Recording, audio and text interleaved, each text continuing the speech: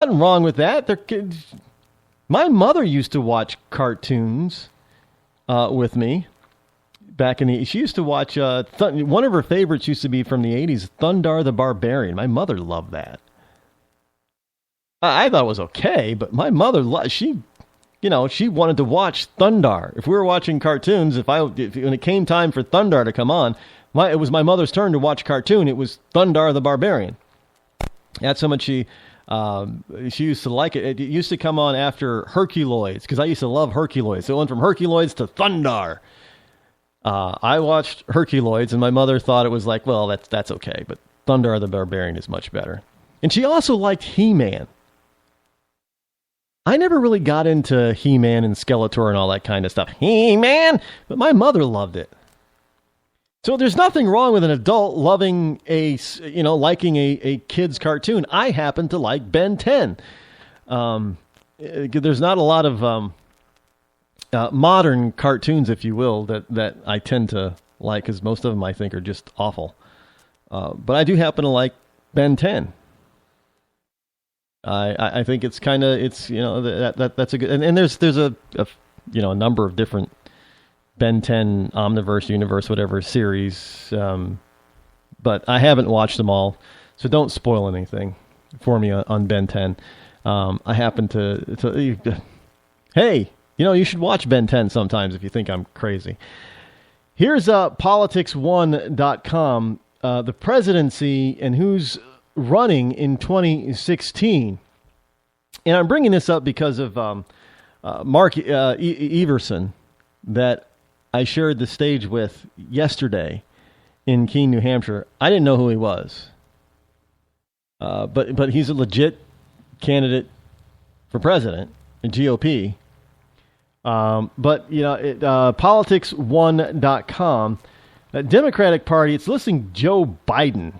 He hasn't announced yet. I think he's still thinking about it. But you have former Rhode Island Governor Lincoln Chafee, former Secretary of State Hillary Clinton from New York, via Arkansas, what is she, Illinois originally from? Former Maryland Governor Martin O'Malley, current U.S. Senator from Vermont Bernie Sanders, the old curmudgeon, and former U.S. Senator out of Virginia Jim Webb. Those are all the Democratic candidates. Now, as you go down to the Republicans, I think they might be missing a couple who just got in, but you have former Florida Governor Jeb Bush, Dr. Ben Carson from Florida, current New Jersey Governor Chris Christie, current U.S. Senator from Texas Ted Cruz, former Maryland Governor Bob Ehrlich, former IRS Commissioner Mark Everson from Mississippi. I said Louisiana earlier, so he's from Mississippi. I apologize. The breaking the glass ceiling businesswoman from Virginia, Carly Fiorina.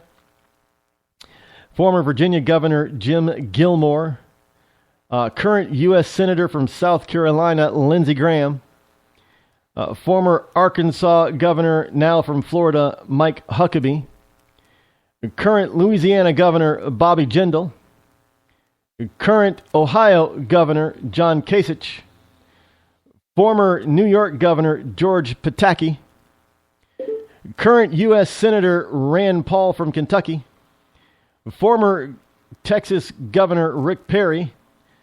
Current U.S. Senator from Florida, Marco Rubio. Former U.S. Senator from Pennsylvania, Rick Santorum. Current mega billionaire from New York, Donald Trump, businessman. And current governor from Wisconsin, Scott Walker. I guess there's a few other possible candidates they've got a whole list of other Republicans that could probably jump in. I don't believe most of them will jump in, but that's a long list of Republicans. And I hate to. I should probably wait until the debates the first debates. But, before the debates go, I'm going to just go out there on a limb. I'm going to say chance or no chance. And, you're free to disagree with me, but I'm going to be basing it on how much we've heard from them so far and pure name recognition.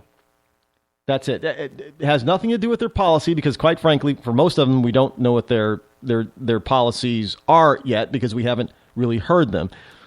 But just basing it on name recognition and plausibility, chance or no chance. From what we know of them right now. Jeb Bush, chance. Ben Carson, I'm going to say no chance. Chris Christie, I hate to say it, but chance. Ted Cruz, chance. Governor Bob Ehrlich, no chance.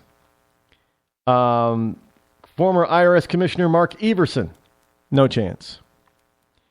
Carly Fiorina.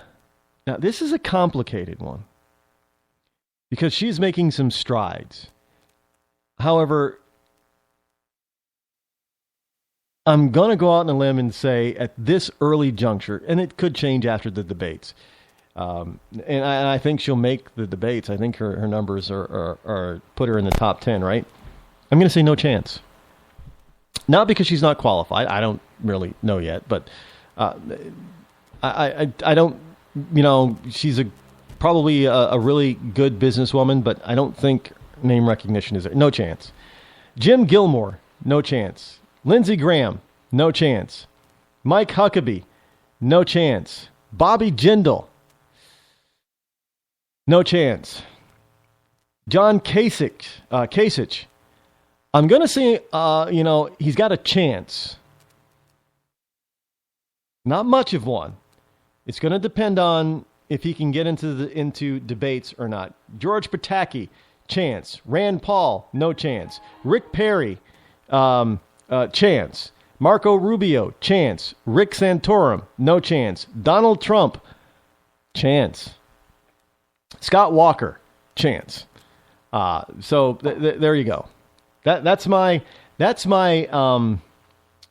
pre-chance, no chance list. Now, after we have a debate or two, obviously that could change. But I'm just basing it on name recognition, what people know of them, what we know of them so far, the type of coverage that they're each getting, and some of them are not getting any coverage whatsoever. So if you're not getting coverage, you really don't have a chance. Nobody's going to be able to hear you and know what you're all about. That's just the reality of it. I hate to say it, but it is. That really is just the reality of politics. You got to get all of these, every single one of them. Well, with the exception of maybe Trump. Every single one of them needs to know how to market themselves better, especially with social media. They need to take a cue from Obama and the Democrats on this one. I'm serious. Trump is about the only serious marketing and branding expert in the bunch. He knows exactly what he's doing. And, you may not agree with him all the way, but let me tell you something. He is constantly, no matter what, keeping his name, his image, his brand at the top of the list on everybody's tongue. You cannot say that you're forgetting about Donald Trump. You're not. And the rest of the Republican field really needs to take notes from the Donald on this if they want to have a chance. Now, being slick and polished, that's not going to be enough anymore. It's really, look, we had a slick and polished person that deceived us twice. I don't think that Americans are looking for all slick and polish and no substance anymore. I might be wrong on that, but I would like to think that they're not.